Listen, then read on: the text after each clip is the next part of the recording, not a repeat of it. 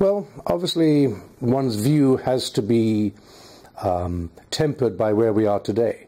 And where we are today is still in the midst of the financial downturn.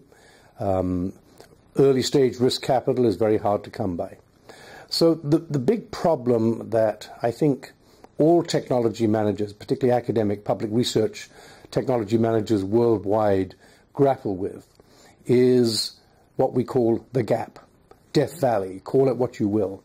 But it's this concept that early stage innovation, particularly after the last 20 years with the demise of the big basic corporate R&D labs, is overwhelmingly carried out in universities and government laboratories now.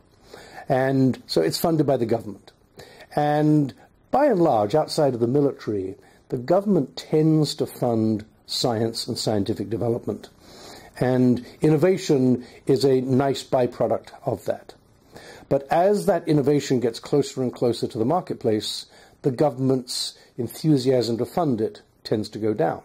You can just look at the US, where we have something like $50 billion in federal funding for basic science between all the agencies, and then, 3.25% goes into commercial applications of it through the SBIR and STTR program. So it's 96% to 3 and a bit percent, whereas anybody in industry will tell you that your development costs are generally 10 times your research costs. Here we're 30 to 1 in the wrong direction.